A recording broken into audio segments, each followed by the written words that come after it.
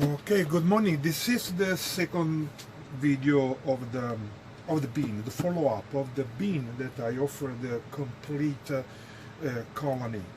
So in the first video we show how the bean is composted, how the worms are inside, all the bedding, and how this work, and how I present and give to you the bean. So today is the first follow-up. We will doing the first follow-up. So we suppose you have the bean home from at least 3-4 days. So after you gather the bean, you want to leave alone for like 3-4 days.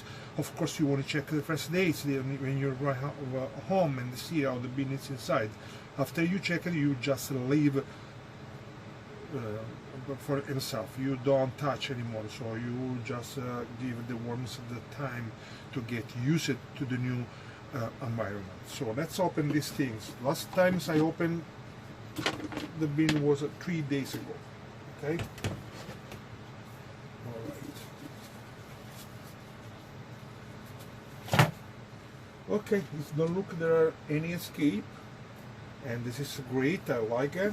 Let's check the moisture level. Okay, the moisture level is good. It's moist, but not really damp. Okay, let's give just a turn everything upside down, so give a little variation. The worms look happy and nice. There are a bunch of worms here. This is my bean. I did just to, to make the follow-up video. So for the people that already got the beans, have a little attention to this one, because again this is the first feed that we will have. Yeah, they look happy and vital. Okay, nice. Okay, so now we will have the first feeding. Okay, we try to feed here in the middle for the first time. Okay, the other time maybe you want to just move around, so the worms they feed all around. So the first time I'm feeding all the way in the middle. Maybe the next time is once a week you want to feed in this area, so all the worms they move in this area and they work all this bedding.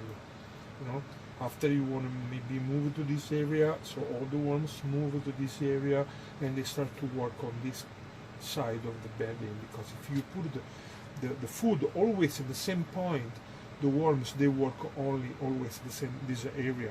So that means they don't go to the other side of the bean, and you don't have casting all over. So we want to cast it all over. We want that the worms eat everything inside the bean.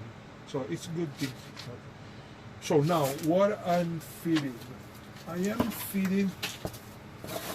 some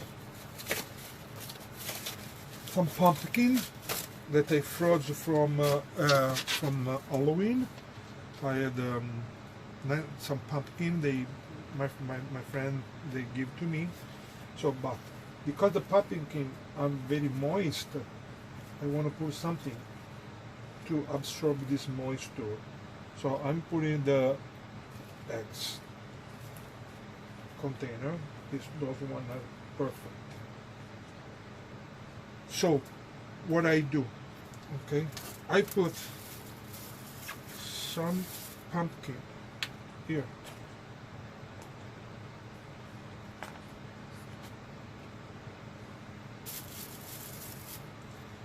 That's it. We don't want to overfeed our worm, okay? Never overfeed the worms, because if you overfeed the worms, they will take a lot of time to break down and to eat everything. So that means the food then start to smell, to rot, and it's okay for the worms. The worms, they don't care. If the food is more rotted, and more broken down, they like more. But we don't like it. So, and also they can, they can be a really good attire for pest, for like gnat and for fruit fly and all these things that we don't want. and for that reason we will cover all the food. So on top of the pumpkin, I will put some of the dry food that I make, and I will give it to you. Just a little, because this dry food contains also some pulverized eggshell. That's very important for grit. The worms need grit to digest. And some more thing that I will put is some just exhausted coffee. The worms, they love coffee. Okay, that's it. We don't need nothing more. That's the first feeding, and believe me, it's a big feeding. It's a very big feeding, because for 500 worms, that's a lot of food. So we want to cover everything, because we don't want to fruit fly, gnat, and other pests. I never had the problem. I know a lot of people sometimes have a problem of gnat, of fruit fly, with some kind of insect, potworms and other stuff, but this is a lot of the environment where you have your worms.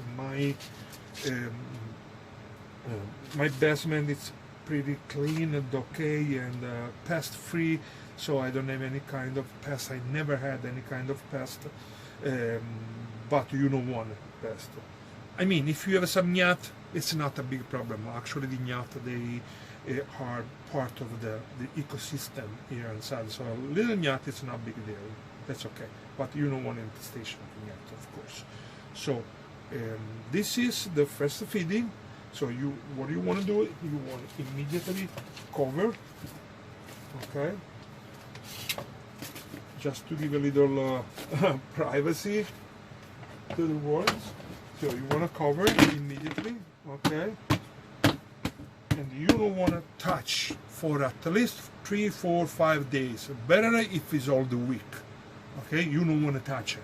You want to leave it, the worms alone, just to go through all this food and everything. So after 4 or 5 days, if you want, you can go and check it out. If they are eating the food, if they are water level, if they are they already eat everything and you want to put a little more food. So, but don't feed more than once a week, okay? Don't overfeed. It's very, very, very important to not overfeed, okay?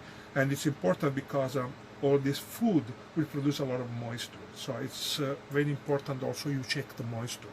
If you have too much moisture inside, just add a little paper, the shredded cardboard, that will be perfect. You don't need nothing more. So if you see for any reason that need a little moisture, just add a little water. Okay, add a little water on the top, and this is more than enough. All right. So this is the second video.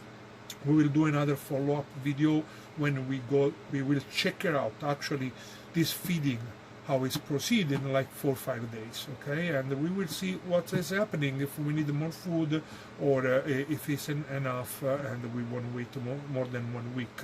Again, for 500 worms, this is more than enough for a week. This is a very big feeding, okay?